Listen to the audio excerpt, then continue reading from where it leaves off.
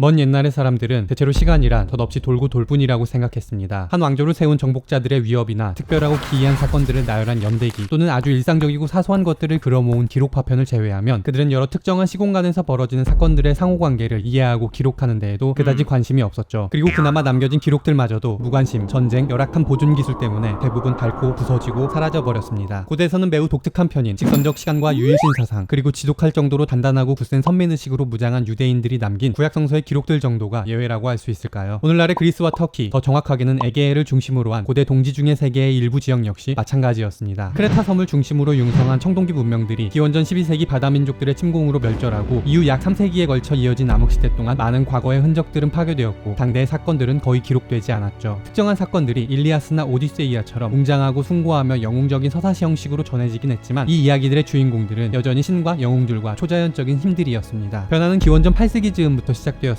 기나긴 혼란기를 거치면서 동지 중의 세계의 지정학적 판도는 자신들 스스로 헬렌의 후예, 즉 헬레네스라고 부른 그리스인들에게 유리하게 재편되었죠. 그들은 해상무역을 바탕으로 점차 세력을 키워나가고 오늘날의 터키인 아나톨리아 해안 지역에 여러 식민 도시를 건설했습니다. 더 넓어지고 풍요로워진 세계 속에서 그리스인들은 자신들의 가치와 의미에 관해 인간 자신에 관해 질문하고 고민하기 시작했습니다. 그렇게 인간이 신들과 영웅들의 그늘에서 벗어나고 철학과 역사가 신화로부터 분리되기 시작한 것이죠. 기원전 5세기 초 2~30년간 동방의 대제국 페르시아와 그리스 도시국가들의 연합체 사이에서 수차례 벌어진 전쟁은 누구도 전혀 예상치 못했던 제국의 패배로 마무리되었습니다. 믿을 수 없는 승리의 영광 속에서 고대 그리스 문명은 짧지만 강렬한 전성기를 맞이했고 그리스인들은 한층 더 세속적이고 역사적인 관점과 태도로 세계와 자기 자신들을 성찰했습니다. 서양 역사의 아버지인 할리카르나소스의 헤로도토스는 인간의 행적들과 헬라스인과 이방인들 모두의 놀라운 성취가 잊히지 않도록 하고 그들이 서로 전쟁을 벌인 원인을 알리기 위해 이 전쟁의 마지막 10년에 관한 이야기를 탐구라는 책으로 남겼습니다. 그는 청중을 즐겁게 하고 왜곡하기 위해 재미있고 신비한 여러 이야기를 탐구의 곳곳에 끼워 넣었는데 그와 같은 민족지적 지리학적 지식은 그가 지중해 세계 곳곳을 직접 여행하며 수집했다고 전해지죠. 같은 이유로 그는 인간사의 행로를 인간 의지의 산물로 해석하면서도 동시에 그것에 개입하고 관여하는 신들의 전통적인 역할 역시 포기하지 않았습니다. 그래서 역사의 아버지는 종종 거짓말쟁이로 불리기도 했죠. 헤로도토스의 역사가 인간의 이야기였다면 펠로폰네소스 전쟁사의 저자이자 흔히 역사 연구의 창시자로 불리는 아테네 사람 투키디데스가 추구한 역사는 진실한 이야기였습니다. 그는 헤로도토스가 여전히 신들의 역할을 강조한 것을 비판하며 더욱 세속적이고 객관적이며 인과적이고 사건의 본질에만 집중하는 방식으로 이야기를 남겼죠. 또한 헬라스인의 영광스러운 승리와 번영을 기념하고 보존하고자 했던 헤로도토스와 달리 그 자신이 이 전쟁에서 실패하고 추방당한 장군이기도 했던 투키디데스는 그리스인들 스스로 자신들의 짧은 전성기를 끝장내버린 이 전쟁에 관한 이야기가 후세에게 교훈과 길잡이가 되기를 바랐습니다.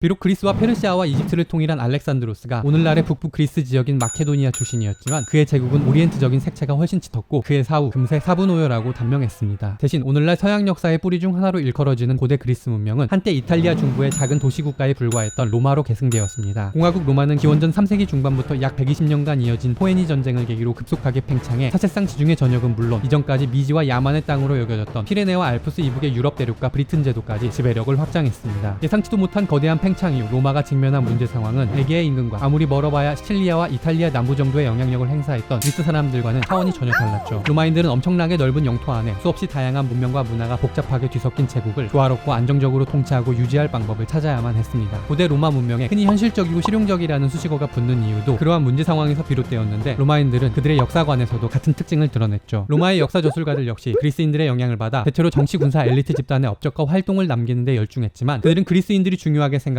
공평성이나 객관성보다는 도덕적인 평가와 교육적인 목적에 더 주의를 기울였습니다. 티투스 리비우스는 공화국 로마의 탄생과 번영과 영광에 관한 이야기를 다룬 무려 142권에 달하는 로마의 역사를 통해 타키투스는 두 명의 황제 티베리우스와 네로 그리고 그들 주변의 부도덕과 악행에 관한 이야기를 다룬 로마 제국 연대기를 통해 시민으로서 갖춰야 할 공적인 덕의 중요성을 강조하고 당시 사회의 타락상을 고발하면서 후대가 이를 교훈과 본보기로 삼길 바랐습니다. 그 외에도 플루타르크가 남긴 여러 군인과 정치가의 전기나 율리우스 카이사르가 자신의 평판을 위해 기록한 일종의 정치적이고 군사적인 회고록 등 고대 로마인들은 오늘날 대중들이 익숙한 역사에 관한 거의 모든 형식으로 과거를 기록했습니다.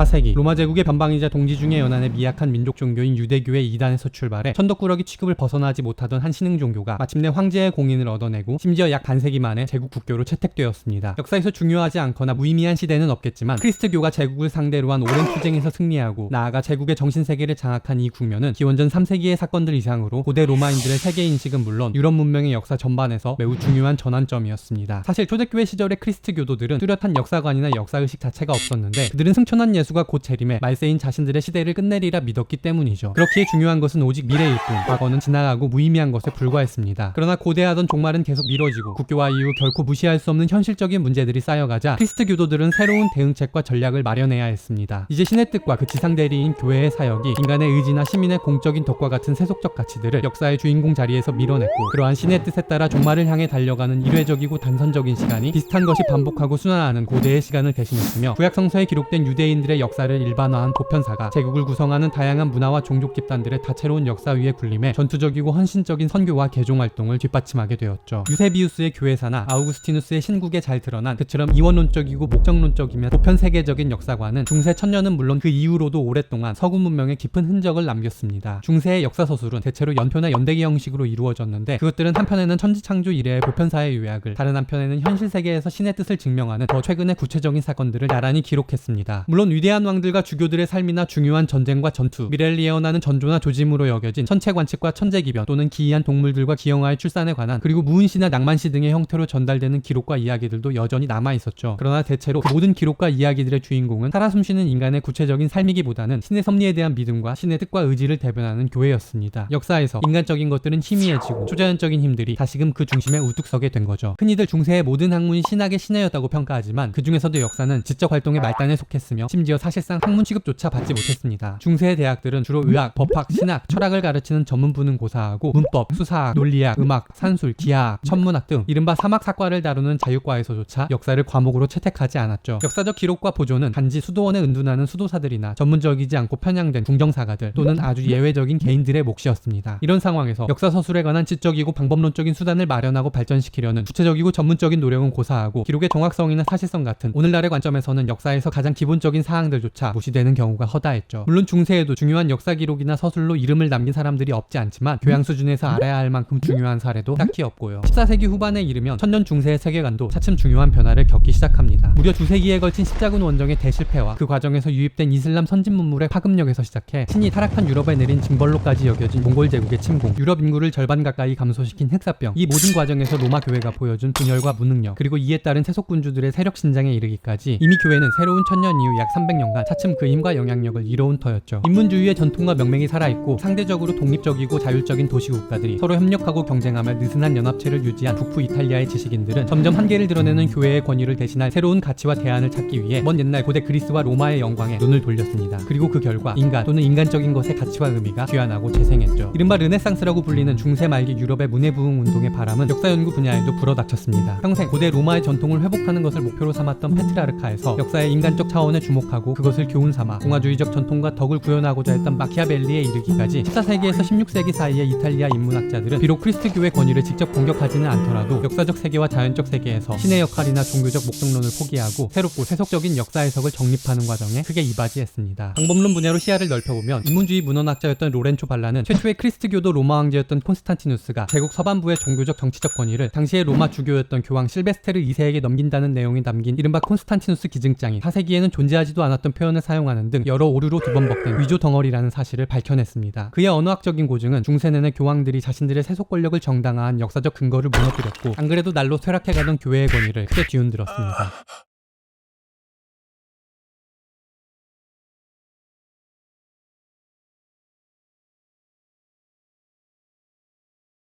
16세기 종교개혁의 광풍은 중세라는 시대에 사실상 종지부를 찍었습니다. 이제 하나의 크리스트교 유럽이라는 개념은 이상으로조차 불가능해진 거죠. 유럽의 크리스트교는 이미 11세기 중반 동서분열, 즉 이미 오랫동안 정치적으로 나뉘어 있었고 분열의 원인 또한 다분히 정치적이었던 로마 가톨릭과 동방 정교회의 분열을 경험했죠. 그러나 인간의 구원과 교회의 권위에 관한 신학적으로 근본적인 차이에서 비롯된 이 두 번째 분열은 비교할 수 없을 정도로 큰 충격과 혼란을 일으켰습니다. 서유럽 세계는 서로 적대하는 수많은 종파와 정파로 갈갈이 찢어졌고 로마 교회는 현실적이고 세속적인 권력을 상실한 것은 물론 영적이고 도덕적인 권위만 마저 크게 실추했습니다. 이 혼란과 영적인 공백 속에서 인간적인 것, 인간의 욕망과 지식과 의지의 가치와 의미들이 오랜 침묵을 깨고 또는 새롭게 서서히 그 모습을 드러냈습니다. 전통적이고 신학적인 지식이 분열하고 영적이고 도덕적인 권위가 사라지자 여러 종파와 정파의 사람들은 자신들의 가치를 옹호하고 새로운 이론을 정당화하기 위해 과거의 현실적이고 구체적인 사례, 즉 역사의 시선을 돌렸습니다. 특히 프로테스탄트 지도자들은 교황과 카톨릭 교회가 초대교회 시절의 믿음과 실천의 순수성을 얼마나 타락시켰으며 그로 인해 역사적 텍스트로서 성서의 성격과 그것을 해석하는 데 있어 교회의 역할과 제도적이고 체계적인 종교로서 크리스트교의 발전에서 얼마나 수많은 오류와 잘못을 범했는지 역사적으로 증명하고 폭로하기 위해 자신들의 세력 안에 있는 대학들에 최초로 역사학 교수직을 두고 많은 역사 저술들을 펴냈죠. 이로써 직접적으로는 중세의 획일적인 역사 해석이 여러 갈래로 갈리고 역사에 관한 신성한 이해와 세속적 이해 사이의 틈이 더욱 넓고 깊어졌으며 장기적으로는 전문적인 역사학이 발전하고 보급되는 계기가 마련되었습니다. 그러나 역사는 여전히 단지 오래되고 믿을 수 없는 이야기들일 뿐 교회의 권위와 신학적 지식과 종교적 세계관을 대신하기에는 현실적인 영향력은 고사하고 체계적이고 전문적인 방법론조차 없었죠. 천년 가톨릭 교회의 아성을 무너뜨린 그 어떤 새로운 주장이나 시도도 성 아우구스티누스의 보편사적인 세계 이해를 대체할 만큼 새롭고 통합적이지도 못했고요. 종교개혁의 광풍이 수그러든 17세기 유럽의 지적 세계를 통합하고 지배한 것은 수학에 기초한 이론적 정확성과 확실성, 그리고 실험과 관찰을 통한 방법론적인 객관성과 실질성으로 무장한 자연과학이었습니다. 17세기는 갈릴레오, 케플러, 데카르트, 스피노자, 뉴턴, 라이프니츠 등 그야말로 네로라 하는 천재들의 시대이자 과학의 시대였습니다. 게다가 15세기 말 이래 계속된 해양 팽창 과정에서 새로운 세계로부터 막대한 부와 새로운 지식이 쏟아져 들어오고 물질적으로나 정신적으로나 그토록 넓어진 세계를 더욱 현실적이고 효율적으로 통제하고 관리할 기술과 체계의 필요성이 대두되는 등 당대의 사회경제적인 조건은 과학의 혁명적 발전에 훌륭한 밑거름이자 원동력이 되어주었죠. 자연과학의 옹호자들은 역사를 수학처럼 정확하거나 확실하지도 않고 객관적이고 실제적인 경험이나 관찰도 불가능한 해롭지는 않지만 부적절하며 진리의 길에서 벗어나 위험한 오류로 빠지기 쉬운 유사학문으로 여겼죠. 역사가들 또는 역사의 가치를 지키고 옹호하려는 사람들이 택할 수 있는 대응 방법은 둘 중 하나였습니다. 역사 연구에 적합하면서도 자연과학의 정확성과 객관성을 보장하는 이론이나 방법론을 추구하는 것이 하나의 길이었다면 자연과학이 지식과 이해의 모든 형태를 결정할 수 없으며 역사는 제 나름의 의미와 가치를 지닌다고 주장하며 이를 입증하는 것이 또 다른 길이었죠. 그래서 한층 실용적인 역사가들은 과거 자료들의 진위성을 철저히 따지고 그것들을 분석할 복잡한 범주들을 만드는 등 역사 연구의 과학성을 확보하기 위한 작업에 집요하게 파고든 반면 더욱 전통적인 역사가들은 역사에서 나타나는 신의 섭리와 인간의 행동들이 당대의 지배자들에게 도덕적인 교훈을 제공한다고 역설했습니다. 인간의 이성이 자연을 그리고 야만을 이겼다고 믿은 유럽의 지식인들은 이제 그 빛을 인간 자신, 인간의 삶과 사회와 문화에까지 비추길 원했습니다. 오늘도 칸트를 불러오면 이제 인간은 이성의 지시를 따라서 인간 자신에게 책임이 있는 미성숙한 상태에서 벗어나 인류의 완벽하고 완전한 최고의 단계에 다다를 수 있게 된 거죠. 이렇게 과학의 시대는 이른바 계몽의 시대를 낳았습니다. 계몽주의자들은 이성의 정확하고 객관적인 사고 능력을 이용해 신이나 왕권 또는 전통이라는 허울이 대표하는 구체제의 불평등하고 부조리한 악습과 사악한 것들 또한 고치고 깨부술 수 있으리라 믿었습니다. 어쩌면 역사 이래 처음으로 진정으로 인간을 위한 세계가 열린 것이죠. 다소 도식적으로 이야기하자면 르네상스가 인간을 재발견했고 종교개혁이 인간을 얽매던 족쇄를 깨부수었으며 과학혁명이 인간 이성의 능력을 증명했다면 계몽주의는 인간의 궁극적인 승전고를 올렸습니다. 계몽주의자들은 인간의 삶과 사유의 모든 부분을 세속화하고 제도화된 종교로 대변되는 전통의 권위만이 아니라 종교와 전통 그 자체를 파괴하기 위해 역사 속에서 구체적인 근거들을 찾고 새로운 해석을 내리려고 노력했습니다. 역사저술들은 본물 터지듯 쏟아졌고 역사적 사유도 다양하고 다채로운 진전을 이루어냈습니다. 그러나 엄밀하게 계몽주의자들의 역사는 마치 구체제의 역사가 크리스트교의 신과 교회에 봉사하듯 새로운 종교인 이성과 인간에 봉사하는 도구였죠. 계몽주의자들은 과학주의자들의 열정과 정신만을 계승했을 뿐 종교개혁가들과 크게 다를 바 없는 태도와 의도와 방법으로 역사를 단지 내려다볼 뿐이었습니다. 계몽주의 정신의 구현체이자 유럽 최초의 전업작가였던 볼테르는 역사의 경계선을 사회적, 경제적, 문화적 차원은 물론 비유럽인들까지 아우르는 수준으로 넓혔지만 단지 자신의 논리와 주장만을 사변적으로 내세울 뿐 그것들을 증거로 뒷받침하는 일에는 큰 관심이 없었습니다. 볼테르에게 중요한 것은 과거 인간들의 진실한 이야기를 밝혀내는 것이 아니라 낡고 화석한 성 아우구스티누스의 역사관을 대체할 새로운 보편사와 세계사를 정립하는 것이었죠. 아이러니하게도 역사를 적절하고 합당하게 연구할 방법론을 고민한 사람들은 역사를 과학과는 다른 성격의 지적 영역으로 규정한 나폴리의 철학자 피코와 그의 몇몇 추종자들이었습니다.